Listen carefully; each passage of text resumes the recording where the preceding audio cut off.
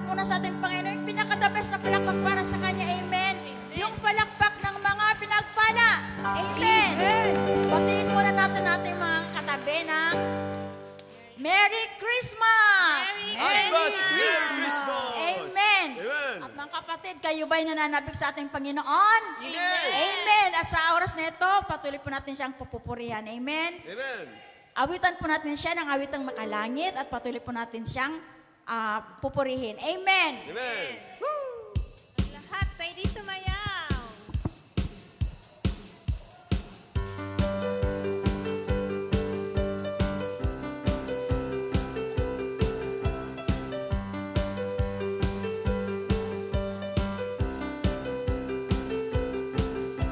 Dakila ka, Panginoon, dito sa puso ko. Hindi ka nagbabago, ikaw ay totoo. Sa bawat tawag ko, tinutugon mo ako. Ako'y walang takot, ikaw ang kasama ko. Woohoo! Amen! Sumayang lahat! Hallelujah!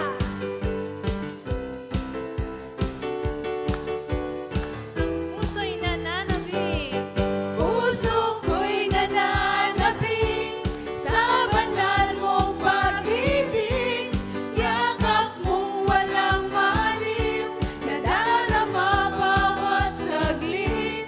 Hindi mapapantayan ang wagas mong pag-ibig ng kahit sino pa man. Jesus, ikaw lamang. Sa kapangyarihan mo, Panginoon.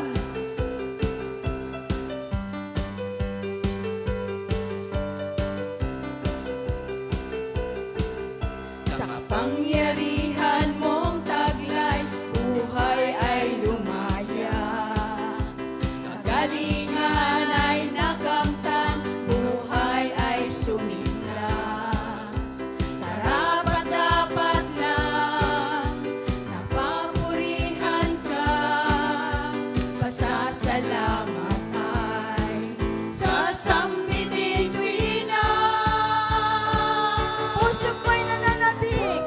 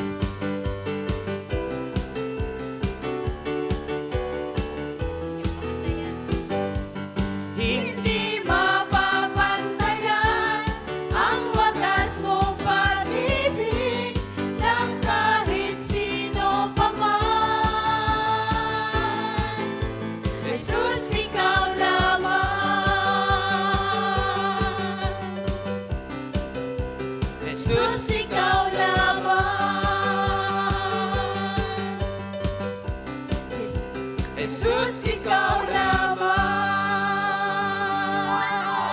Amen! Amen! Praise the Lord.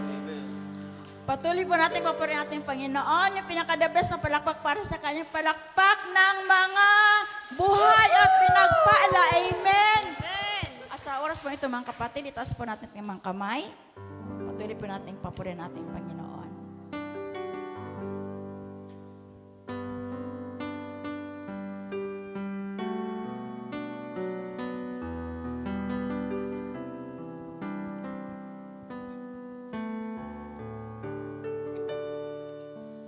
You are the peace that guards my heart in times of need. You are the hope that leads me on and brings me to my knees. For there I find you waiting, and there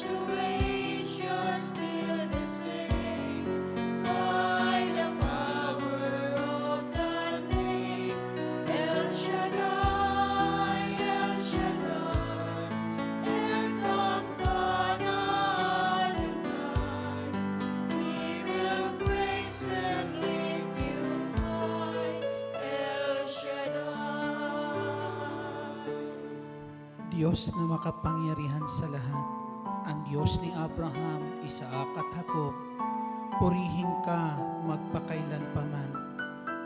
Purihin ang pangalan ng bugtong mong anak na si Yesu Kristo. Hallelujah, hallelujah, hallelujah. You made it clear that the time of Christ was near. Though the people could not see what Messiah ought to be, though your words would take the plan, they just could not understand. Your most awesome work was done through the frailty of your Son. El Shaddai, El Shaddai, El Elyon Adonai. Age to age, you're still the same. By the power of the name, El Shaddai, El Shaddai, Elkamkana Adonai. I will praise you till I die. El Shaddai,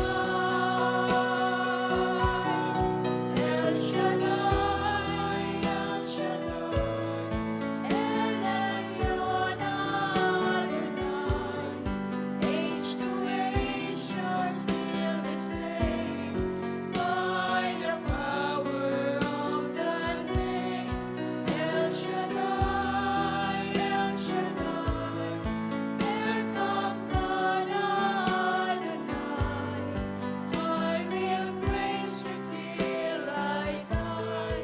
El Shaddai.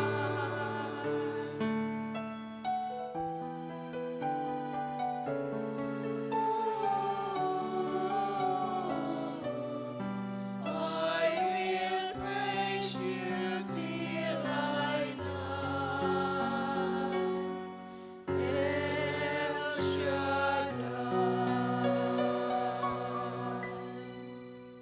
Ama naming nasa langit, Diyos na makapangyarihan sa lahat, ang Ama ng lahat ng taong nilikha sa daigdig pong ito.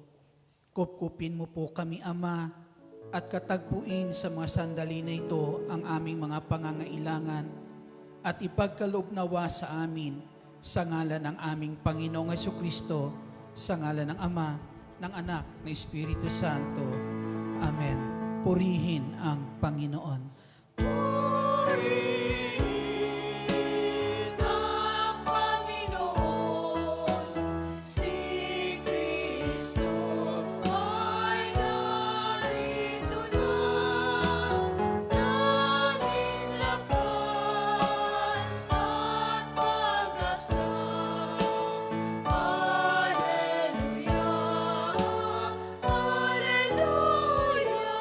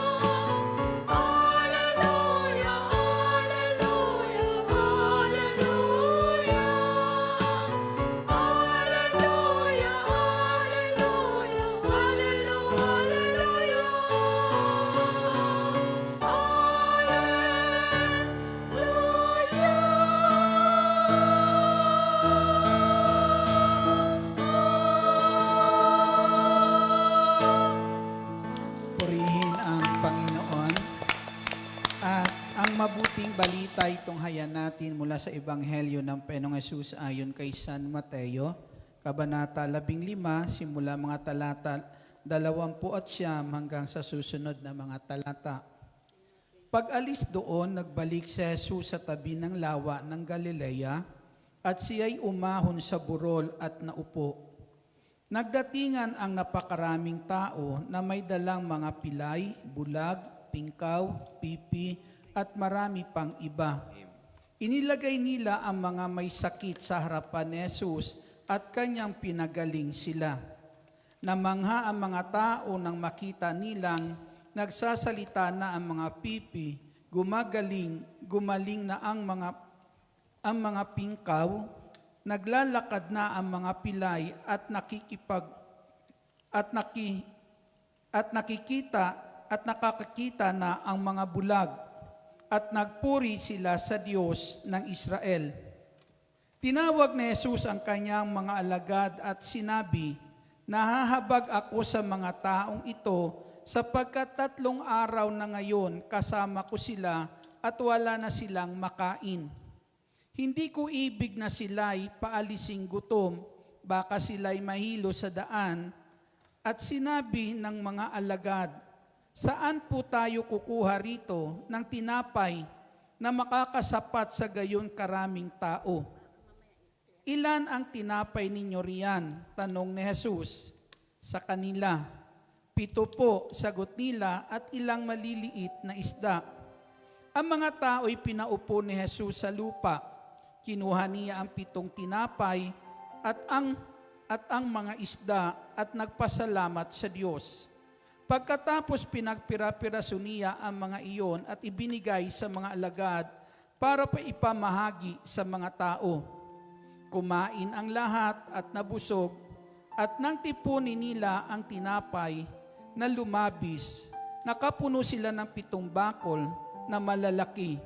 May 4,000 lalaki ang kumain, bukod pa sa mga babae at mga bata. Ito po ang mabuting balita ng ating Panginoong Hesukristo. Pinupuri ka namin, Panginoong Hesus. Purihin po natin ang Panginoon. Malakas po na papuri para sa ating buhay at makapangyarihan Diyos. Hallelujah.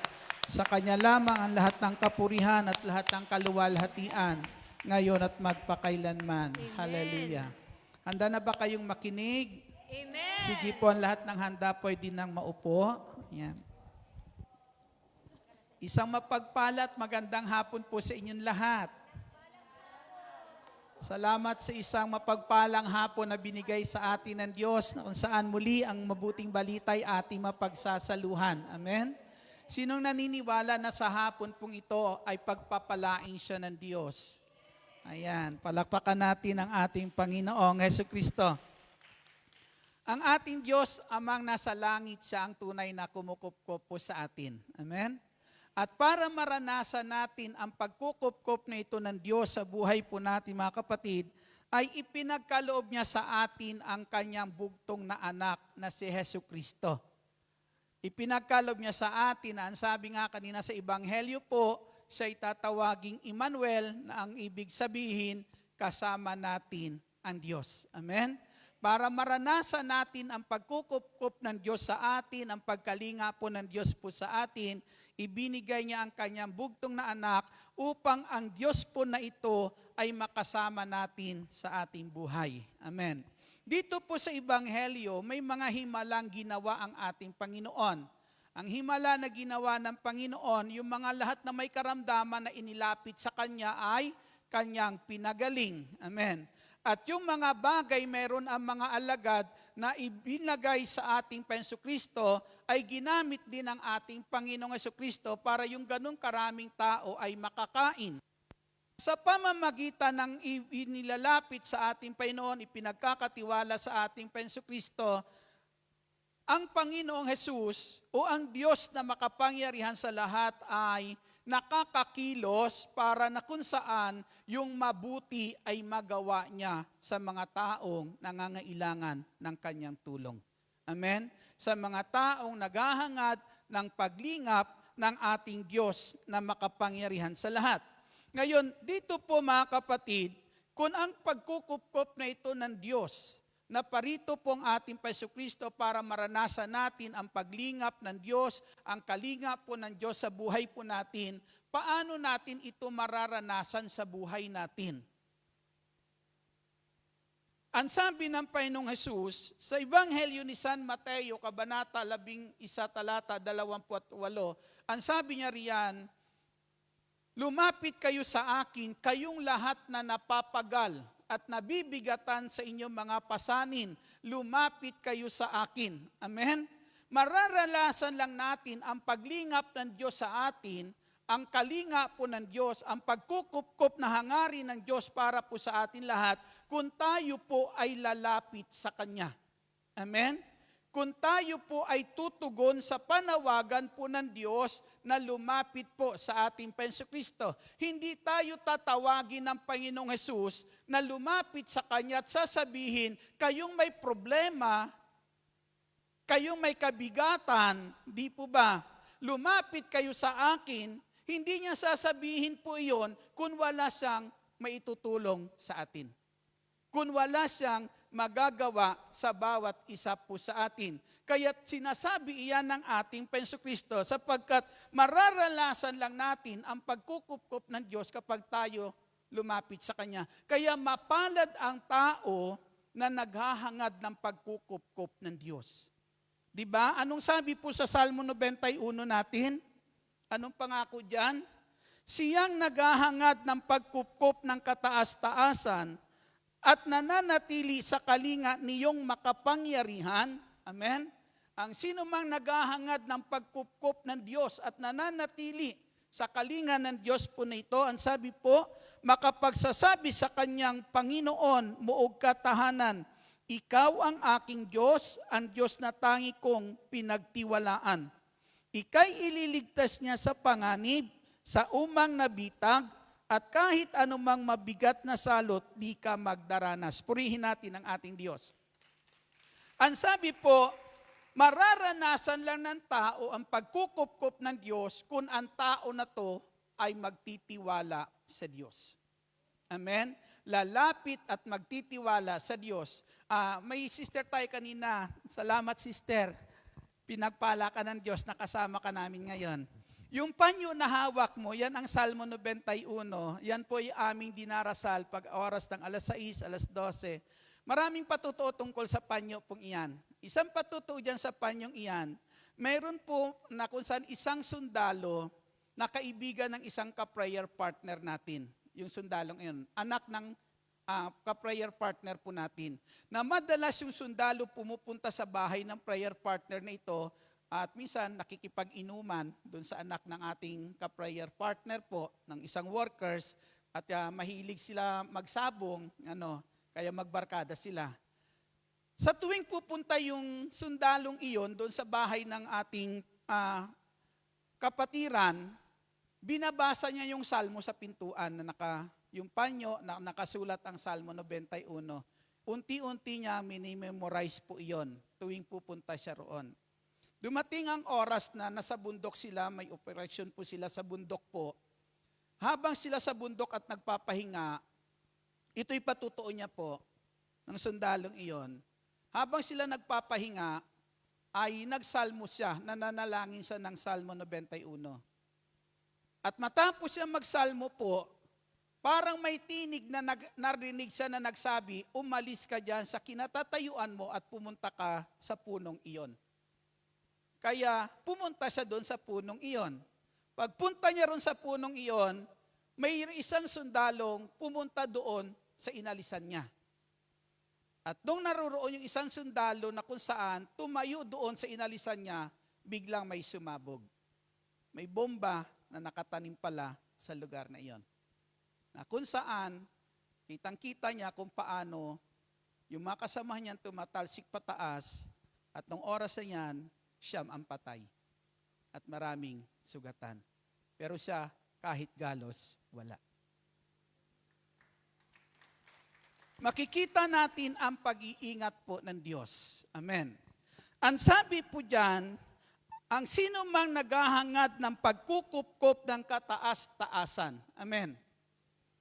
Sabi po doon sa talatang 3, ililigtas niya sa panganib, sa umang nabitag, at kahit anumang mabigat na salot ay hindi magdaranas. Sa bansa pong ito, niloob ng Diyos magkaroon ng gawain ang ating dakilang El Shaddai. Upang sa pamamagitan ng gawain pong ito, lahat ng tatawagin niya sa gawain pong ito, mga kapatid, ay makakaranas ng pagkukupkup ng ating Diyos na makapangyarihan sa lahat. Tinatawag niya tayo sa gawain po nito para maranasan natin ang pangako ng Diyos na siya ang kukupkup po sa bawat isa po sa atin. Ang sabi po diyan, ililigtas kanya sa panganib, sa umang nabitag, at kahit anumang mabigat na salot, hindi ka magdaranas. Alam niyo po yan, mga kapatid, na ang lugar na inyong pinuntahan sa dakong ito, mapanganib. Naniniwala kayo? Ikapwa mo Pilipino, hindi mo pwedeng pagkatiwalaan. May panganib. Amen? Totoo po yan, mga kapatid, sa ating Paiso Kristo. Bakit tayo dinala ng Diyos sa gawain pong ito, mga kapatid? Para ang bawat isa sa atin sa gawain na to, hindi maging panganib, kundi magiging biyaya sa isa't isa. Purihin po natin ang ating Paiso Kristo. Bakit po? Kapag ang tao ay wala sa kalinga ng Diyos, may panganib. Amen. At kapag yan ang tao ang kasama mo, kasama ka sa panganib. Amen. Pero kapag ang tao ay nasa kalinga po ng Diyos, mga kapatid, ang tao po na iyan, matatakot iyan gumawa ng masama sa kanyang kapwa sapagkat alam niya may Diyos na nakakakita sa kanya. May Diyos na siya na kung saan kanyang nakakasama. Purihin po natin ang ating Panginoong Jesucristo. Sa umang nabitag, ang daming bitag dito. Amen. Kunting problema lang, andyan yung mga lending po. Amen. Na maraming ibinabaon yan sa kapahamakan, mga kapatid, sa ating Panginoong Kristo. Mga alok minsan, mga kapatid, na kung saan punong-puno minsan ng pandaraya. Amen. At minsan, kapatid, napakaganda sa pandinig, pero makikita mo minsan, mga kapatid, dinadala ang tao sa tiyak na kapahamakan. Amen. Pero kung ang tao'y nasa kalinga ng Diyos, ang taong ito, mga kapatid, alam niya, meron siyang masasandalan na higit sa magagawa ng sino paman. Amen. Purihin po natin ang ating Panginoong Jesucristo. At ang sabi po diyan, kahit anumang mabigat na salot, hindi ka magdaranas. Hindi nangangahulugan, walang problema ang darating. Hindi nangangahulugan na walang suliranin tayo. Amen? So, balit mga kapatid, ang tinasabi po dyan ng ating Panginoong Kristo, hindi mo daranasin ang mabibigat na iyan. Pag sinabing mabibigat na mga problemang sisira ng buhay mo. Amen. Problema na magdadala sa iyo sa tiyak na kapahamakan mo. Pero ang sabi ng Diyos, hindi ko iyan ipaparanas po sa iyo. Amen. Habang ikaw nasa kalinga ng Diyos, kapatid, ipagkakalob sa iyo ng Diyos ang isang buhay na matiwasay, isang buhay na maginhawa. Purihin po natin ang ating Panginoong Jesucristo. Malakas yan ang nais ng ating Panginoon. Kaya ang gawain ito ng Panginoon, niloob ng Diyos, masumpungan po natin ito para na kung saan maranasan natin ang pagkukupkup ng Diyos sa dako pong ito. Amen? Wala tayong pwedeng sandalan habang tayo malalayo sa ating mga mahal sa buhay. Amen? Na tapat o kung saan lubos natin mapagkakatiwalaan ng buhay natin maliban ang kamay ng ating Diyos. Palakpakan po natin ang ating Panginoong Jesucristo. Malakas na papuri para sa buhay at makapangyarihan Diyos. Hallelujah. Dito po mga kapatid, lahat po na dinala po sa ating Panginoong Kristo, inilapit sa ating Panginoon ng sandali po na yan, pinagaling ng ating Panginoong Kristo. Lahat ng ipinagkatiwala sa kalinga ng ating Panginoong Kristo na may mga karamdaman ng sandali na yan ay pinagaling ng ating Panginoong Kristo. At ang lahat ng taong nakakita po na ito ay nagpuri sa Diyos. Amen. Lahat ng taong nakakita po noon, mga kapatid, ang sabi po diyan ay nagpuri po sa Diyos. Ang taong nasa kalinga ng Diyos, may kapanatagan sa buhay. Amen. may kapanatagan sa buhay ang taong nananatili sa kalinga ng ating Diyos na makapangyarihan sa lahat. Dito po, sa Ebanghelyo po nating nabasa po, ang sabi po dito, matapos pagalingin ng Panginoong Hesus yung mga tao po na yon, ang mga tao ay nagpuri po sa Diyos. At ang sabi po dyan ng Panginoong Hesukristo sa kanyang mga alagad, tinawag niya ang kanyang mga alagad ng sandali na yan at ang sabi, nahahabag siya sa mga taong ito dahil 3 araw niya nang kasama at wala nang makakain. Glory to God. 3 araw nang kasama ni Lord, hindi pa rin umaalis sa kalinga ng Diyos. Amen. Hindi nila alintana na wala na silang makakain. Amen? 3 araw nagpupuri pa rin sa Diyos. Hindi nila alintana na wala na silang pagkain. Hindi nila alintana na sila magugutom ng oras na yan. Sino ang nag-aalala? Ang nag-aalala si Lord. Hindi sila ang nag-aalala, kundi si Lord ang nag-aalala na wala na silang makakain, na ayaw ni Lord na umuwi silang gutom. Pero yung mga tao ba na ito na nanatili sa presensya ng Lord, nag-aalala ba sila? Hindi sila nag-aalala sapagkat alam nila may Diyos na kumukup-kup sa kanila sa lugar pong iyan. May Jesus na kasama sila sa lugar na iyan na hindi sila pababayaan. Amen? Kaya kitang-kita po natin, tuloy lang po sila ng oras na yan, 3 araw na nagpupuri sa Diyos. Amen. Bakit po panatag ang kanilang kalooban sa piling ng ating Panginoong Hesukristo? Purihin po natin ang ating Panginoon. Malakas na papuri po sa Diyos. Ang sabi po sa sulat po, sa unang sulat ni Pedro, Kabanata 5, talata 7, ang sabi po diyan, ipagkatiwala ninyo sa Kanya ang inyong kabalisahan sapagkat Siya ang kumukup-kup sa inyo. Amen. Ang sabi po, ipagkatiwala ninyo sa Diyos ang inyong kabalisahan sapagkat Siya ang kumukup-kup sa inyo. Ipagkatiwala. Kanino ipagkakatiwala? Doon sa kumukup-kup. Amen. Doon sa kumukup-kup. Sino ang kumukup-kup sa iyo? Ang ating Diyos. Amen. Purihin natin ang ating Panginoong Hesukristo. Na sinasabi po mga kapatid, dito po sa mabuting balita po ng ating Panginoong ang sabi po dyan sa Ebanghelyo ni San Mateo, kabanata po ay 6, at talata po ay 31, sinasabi ay ang ganito, kaya't huwag kayong mabalisa tungkol sa inyong kakanin, iinumin o daramtin, sapagkat ang mga bagay na ito ang kinahuhumalingan ng mga taong wala pang pananalig sa Diyos. Ang mga bagay nito ang kinahuhumalingan ng mga taong wala pang pananalig sa Diyos. Amen? Kaya ang tao'y walang panahon magpuri sa Diyos, walang panahon sumamba sa Diyos, kasi ito ang inuuna ng taong walang pananalig sa Diyos. Amen. Pero yung taong may pananalig po sa Diyos, hindi ito ang kanyang inuuna, kundi inuuna niya ang Diyos sapagkat alam ng taong ito, may Diyos na hindi siya pababayaan. Ang sabi, palakpakan natin ang ating Panginoong Hesus. Ang sabi po rito, alam ng inyong amang nasa langit na kailangan ninyo ang mga bagay na ito. Amen? Alam ng inyong amang nasa langit na kailangan ninyo ang lahat pong ito. Kaya ang sabi po diyan, ipagkatiwala ninyo sa Kanya ang inyong kabalisahan sapagkat alam niya kung ano ang kailangan ninyo. Amen. Ang sabi po sa Ebanghelyo po ni San Mateo, kabanata po ay 7, talata 11, ang sabi po ay ang ganito, kung kayo na masasama ay marurunong magbigay ng mabubuting bagay sa inyong mga anak, gaano pa kaya ang inyong amang nasa langit? Ibibigay niya ang mabubuting bagay sa mga humihingi sa Kanya.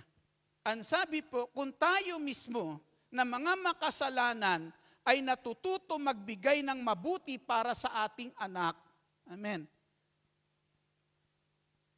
Ang sabi po, gaano pa ang inyong amang nasa langit? Amen.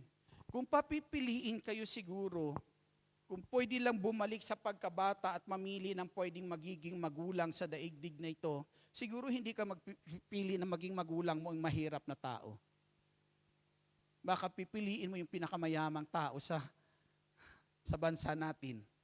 Di po ba? Na kung saan hindi ka na maghihirap, ando doon na lahat. Di po ba? Pero mga kapatid sa ating Panginoon Kristo, sa mabuting balita ngayon, may ipinaparating po sa atin, meron pong higit na kung saan makapagbibigay ng lahat ng ating pangangailangan at walang iba kundi ang ating amang nasa langit. Purihin po natin ang ating Panginoon Kristo. Sige po, palakpakan po natin ang ating buhay at makapangyarihan Diyos. Kaya ang tao na kung saan nabubuhay sa kalinga po ng Diyos, panatag ang tao pong ito. Dahil alam niya, mayroong Diyos na nakakaalam na kanyang pangangailangan. Mayroong Diyos na habang naririyan siya sa kalinga ng Diyos po na ito, tungkulin ng Diyos ibigay ang kanyang pangangailangan. Amen. Sinabi po sa Ebanghelyo ni San Mateo, kabanata po ay 6, talata ay 26. Pakinggan niyo po ito. Ito ang sinasabi po. Palakpakan natin muna ang ating Panginoon. Masdan niyo ang mga ibon. Hindi sila naghahasik, ni nag-aani, o kaya nagtitipon sa bangan. Gayunman, pinakakain sila ng inyong amang nasa langit. Hindi ba't higit kayong mahalaga kaysa mga ibon? Sino ang nagpapakain sa mga ibon? Sino nagpapakain sa mga ibon? Uulitin ko po. Pakinggan niyo po mabuti. Ha? Ang sabi ay ang ganito, masdan ninyo ang mga ibon. Hindi sila naghahasik, ni nag-aani, o kaya nagtitipon sa bangan. Gayunman, pinakakain sila ng inyong amang nasa langit. Hindi ba't higit kayong mahalaga kaysa mga ibon? Sino nagpapakain sa mga ibon? Wala namang sinabing si Lord. Ang sabi dito, ang nagpapakain sa kanila, yung iyong ama. Amen? Ang nagpapakain sa mga ibon, tatay mo. Amen. Kung yung mga ibon hindi nakakalimutan ng tatay mo pakainin, ikaw pa kayang anak? Amen? Ang sabi po dito, ang inyong amang nasa langit, ang inyong ama, ang nagpapakain sa kanila. Hindi ba higit kayo kaysa mga ibon? Kung sila nga inaalala ng tatay mo, ikaw pa kayang anak ang pababayaan? Amen. Purihin natin ang ating Panginoon Kristo. Kaya sa lugar na ito, kapatid, walang anak ng Diyos, walang anak ni El Shaddai na pababayaan ni El Shaddai sa lugar na ito. Amen. Walang magpupurgod na maghihirap. Amen. Palakpakan natin ang ating Panginoong Jesucristo. Amen. Ibubuo sa inyo ng Diyos ang lahat ng pagpapala kung tayo po sa lugar na ito ay mabubuhay lang na nananatili sa kalinga ng Diyos. Amen. Kaya huwag tayong humiwalay lang sa Kanya. Amen. Huwag ka lang lumayo sa Kanya. Hindi ka pababayaan ng ating Panginoong Jesucristo. Palakpakan po natin ang ating Panginoon. Malakas na papuri sa buhay at makapangyarihang Diyos. Hallelujah. Ang sino mang nabubuhay sa kalinga po ng Diyos, pinupunuan ng Diyos ang kanyang pangangailangan. Amen. Pinupunuan ng Diyos ang kanyang pangangailangan. Ang sabi po rito, ngunit pag sumikatin ninyo ng higit sa lahat ang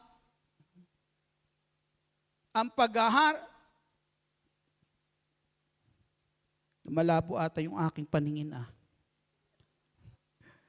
Ngunit pagsumikatan ninyo ng higit sa lahat ang pagharian kayo ng Diyos at mamuhay ng ayon sa kanyang kalooban at ipagkakaloob niya sa inyo ang inyong kailangan. Purihin po natin ang ating Panginoong Hesukristo.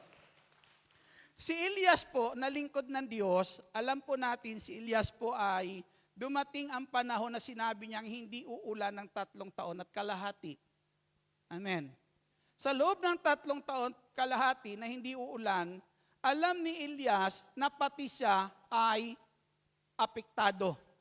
Kasi magkakaroon ng matinding tagutom sa lugar na kanyang kinaroroonan kapag hindi umulan ng ganon kahabang panahon. Amen? Subalit si Elias nung sandali na yan, hindi po siya natatakot na wag umulan ng ganon kahabang panahon. Kasi alam ni Propeta Elias na mayroong Diyos na kumukupkup sa kanya. Amen. At sa panahon na yan, nung nagkaroon ng matinding tagutom, alam po natin na si Propeta Elias po, nung panahon na yan, ay pinadadalhan ng Diyos ng ayuda sa pamamagitan ng uwak. Amen. Pinapadalhan siya ng ayuda sa pamamagitan ng uwak. Kita niyo po, kumilos ang Diyos sa buhay ng taong may tiwala sa Kanya. Amen? May imposible ba sa Diyos?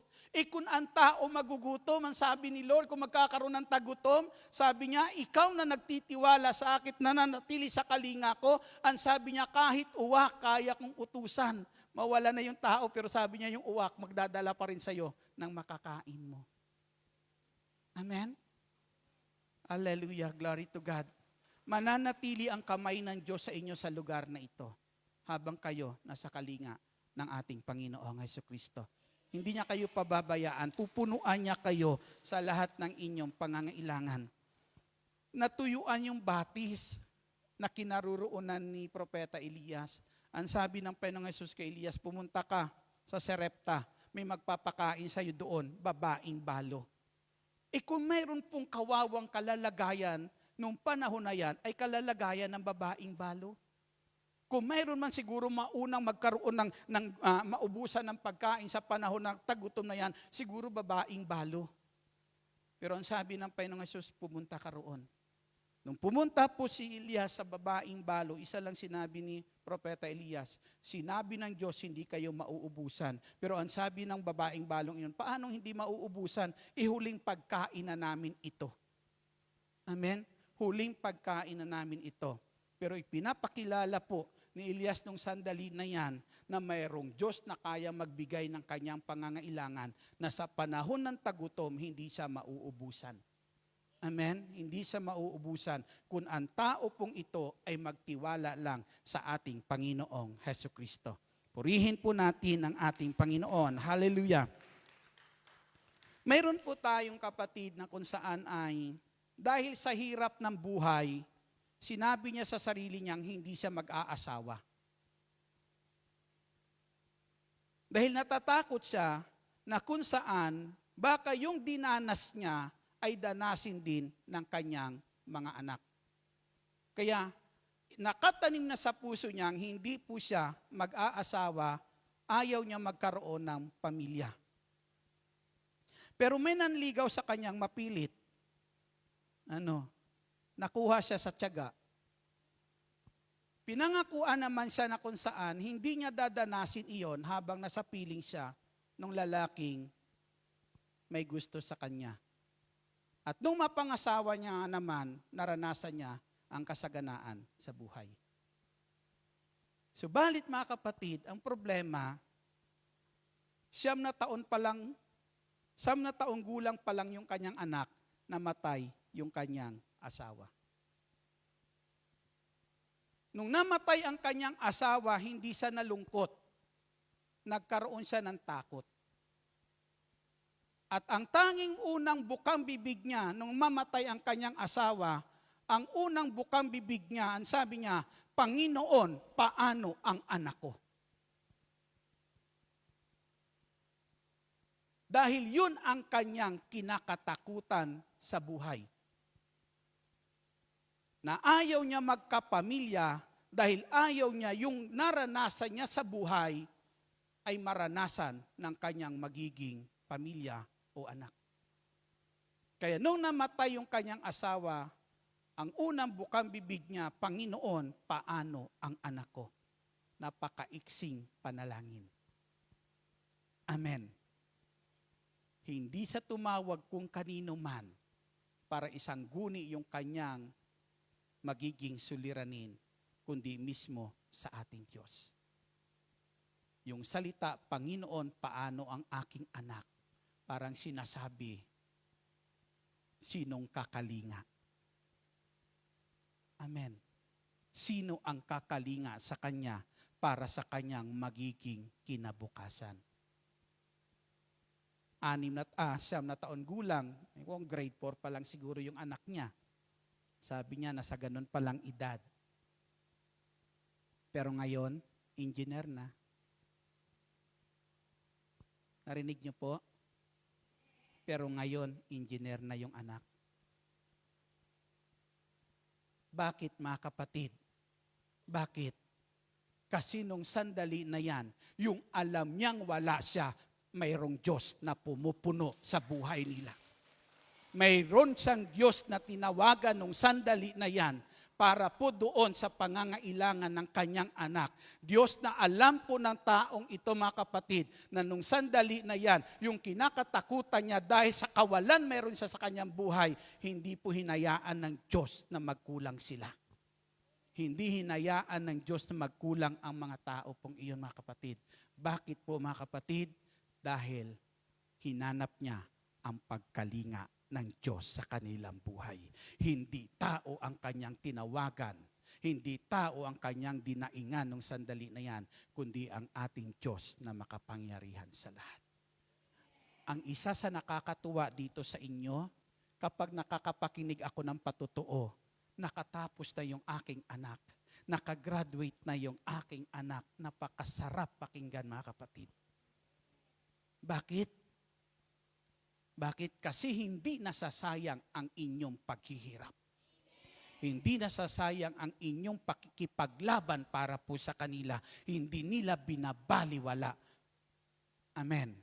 Yan ang tunay na biyaya dahil po mayroong Diyos na kumakalinga sa atin. Hindi nasasayang ang pagpapala pong iyan mga kapatid. Tapat ang Diyos na nangangako po sa atin. Amen. Grabe ang kanyang takot. Kita niyo po yon mga kapatid. Pero bakit nakagraduate? Ngayon, engineer yung kanyang anak. Hallelujah. Ang sabi niya, Brad, kung wala talaga ang Diyos, kung hindi ko siya nakilala, baka hindi ko alam po anong aking gagawin. Pero ang sabi niya, tapat ang Diyos. Ang alam kong hindi ko maibigay sa aking anak. Amen. Pinunuan niya sa buhay namin mag-ina. Purihin po natin ang ating Panginoon Kristo. Na kung tayo lubos lang magtiwala sa Diyos na ito, kapatid, sa dakong ito, ipaparana sa iyo ang lahat ng Diyos, ang lahat ng kanyang pangako. Amen.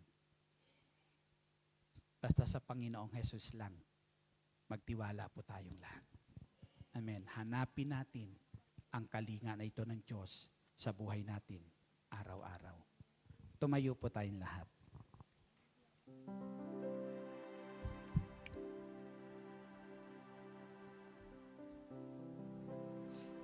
Lagay natin ang ating dalawang kamay sa tapat ng puso po natin.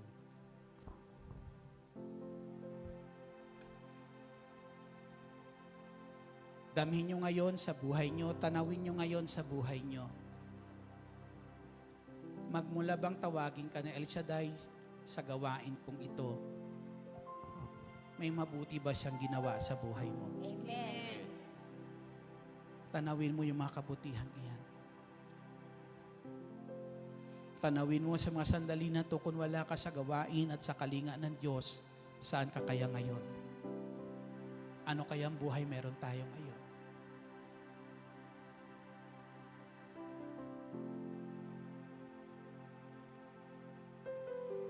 Pag nilayan mo, tanawin sa buhay mo sa mga sandali na to.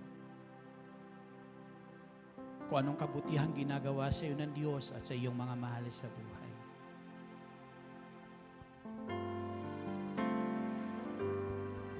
Sa Panginoong Jesus,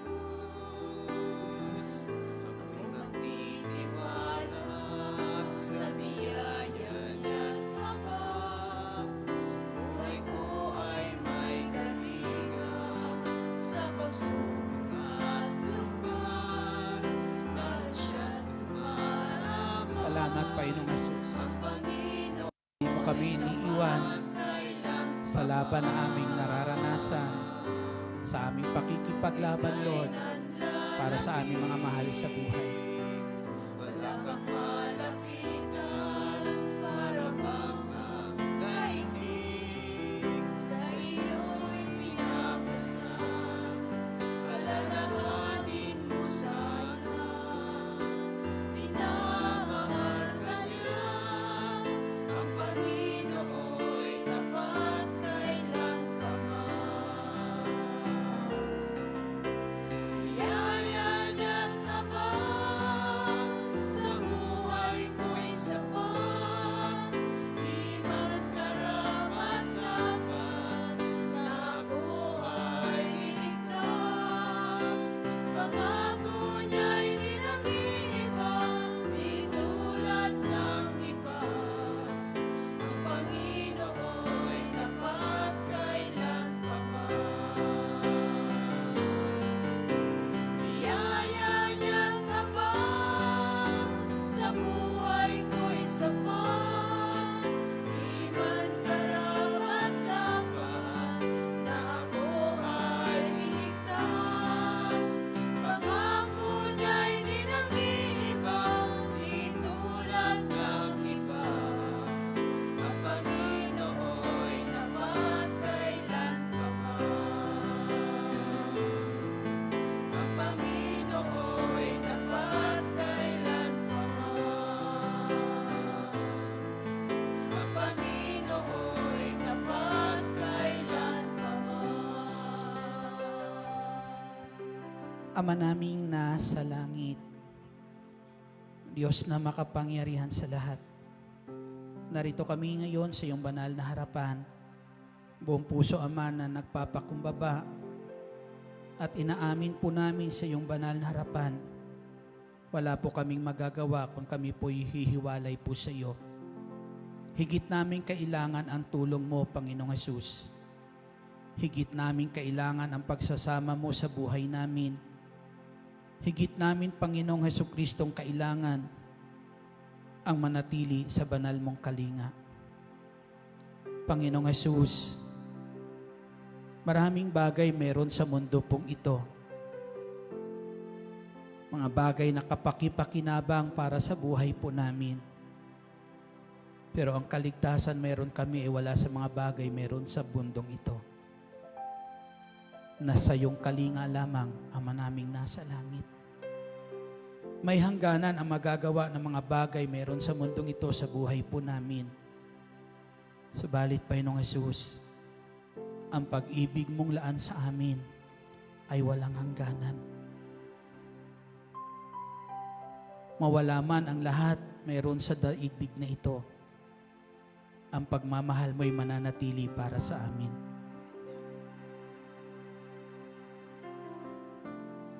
Kaya, Panginoong Hesus, dalangin po namin,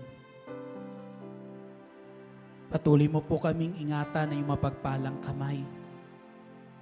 Kapag kami nangihina, dalangin po namin, Panginoong Hesus, huwag mo kaming bitawan.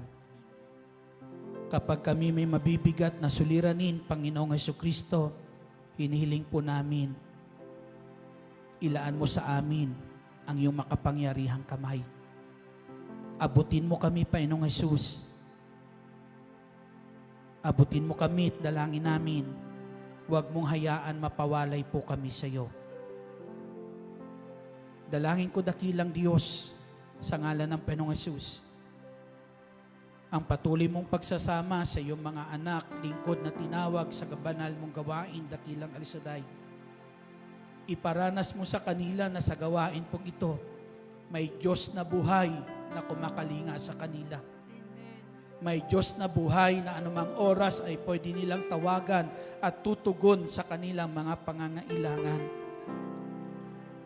May Diyos na sa oras ng kadiliman ay naririyan, hindi mo iiwan, hindi mo sila pababayaan. Salamat, Ama naming nasa langit. Ikaw ang aming kalakasan. Ang pagmamahal mo, Diyos, na pinadadama sa amin, ang sa naming pinaguhugutan ng kalakasan.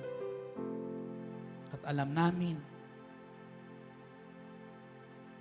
ang pag-ibig mo, Diyos, ay hindi nagbabago.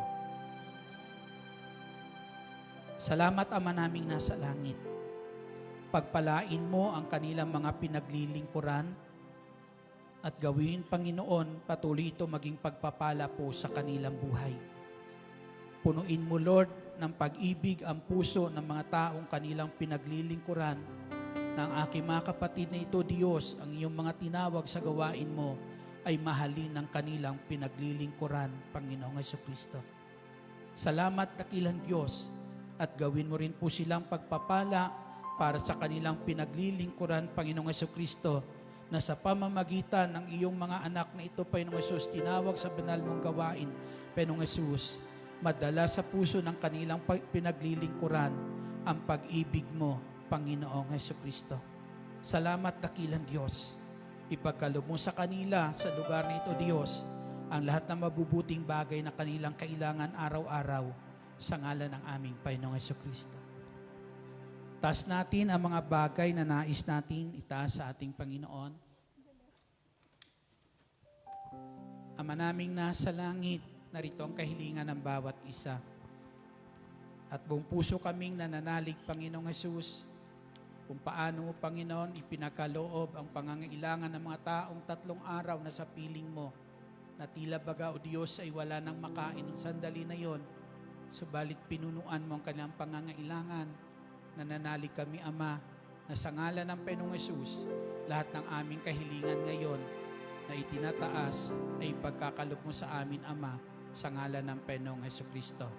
Buhat sa kayamanan mo, Amang hindi nauubos, ipagkalob sa kanilang lahat ang katugunan ng lahat ng kanilang kahilingan.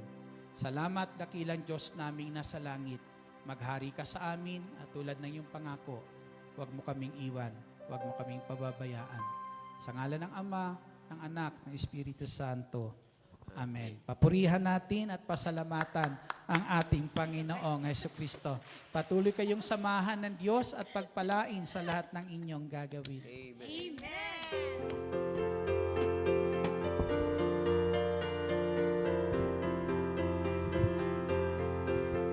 Salamat sa Diyos na tapat. Salamat sa Kanyang ingat. Salamat, ibinigay niya si Jesus Cristo. Salamat sa Diyos na tapat. Salamat sa Kanyang ingat. Salamat, ibinigay niya si Jesus Cristo.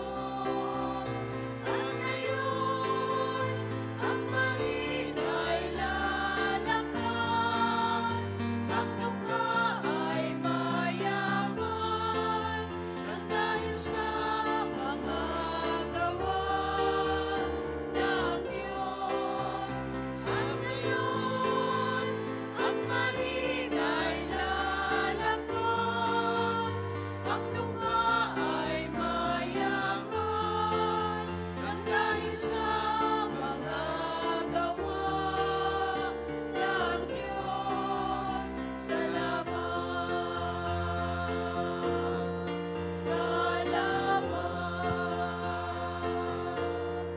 salamat. Mga kapatid, ating dasalin ang Salmo 91, awit ng pagtitiwala sa Diyos. Sa ngalan ng Ama, ng Anak, ng Espiritu Santo. Siya naghahangad ng pagkukot ng kataas-taasan at nanatili sa kalinganyong makapangyarihan. Makapagsasabi sa kanyang Panginoon, mo't katahanan. Ikaw ang aking Diyos, ang Diyos na tangi kong pinagkatiwalaan. Ika'y ililigtas niya sa panganib sa umang nabitag, at kahit anumang mabigat na salot, di ka magdaranas. Lulukuban niya sa lilim ng kanyang malabay na pakpak. Sa kalinga niya ay natitiyak mo na ikaw ay ligtas. Iingatan niya at ipagsasanggalang pagkat siya'y tapat. Pagsapit ng gabi, di ka matatakot sa anumang bagay. Maging sa gagawing bigla ang paglusog pagsapit ng araw. Ni sa anumang darating na salot pagkagat ng dilim. Di ka matatakot sa kasamang araw kung dumating. Kahit na mabuwal sa iyong harapan ang 1,000 tao, sa iyong angguliin ang bilang ng patay maging 10,000. Di ka matatakot at natitiyak mong di ka maano. Ika'y nagmamasid at sa panonood iyong mamamasdan.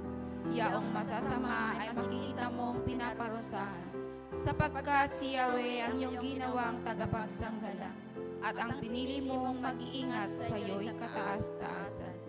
Di mo abutin, ika'y mapahamak at walang daratan, kahit anong uring paghihirap sa iyong tahanan. Susuguin niya ang maraming anghel, silang susubaybay. Kahit sang dako ika'y maparoon, tiyak iingatan. Sa kanilang palad ay tatayo at silang magtataas, nang hindi masaktan ang paa mo sa batong matalas. Kahit ang tapakan mo ay mga leyon, ahas na mabagsik, di ka maano sa marserpiente at leyong mababangis. Ang sabi ng Diyos, aking ililigtas ang tapat sa akin, at ingatan ko ang sinumang taong ako'y kikilangin. Pag sila'y tumawag, laging handa ako na sila'y pakinggan. Aking sasamahan at kung may hilahil ay sasaklolohan. Aking ililigtas ang bawat isa'y pararamalan. Sila'y bibigyan ko at gagantimpalaan ng mahabang buhay at nakatitiyak ng tatamuin nila ay kaligtasan. Maaring ipinit ko ang langit at hindi pumatak ang ulan. Maaring magpadala ako ng mga balang upang salantain ang lupaing ito. Maaring palaganapin ko sa aking bayan ang salot. Ngunit sa sandaling ang bayan ito na aking pinili ay magpakumbaba. Manalangin, hanapin ako at talikdan ang kanilang kasamaan. Diringgin ko sila, patatawarin ko sila, at ibabalik ko sa kanilang lupain ang katiwasayan at kasaganaan. Ito ang salita ng Diyos. Salamat sa Diyos.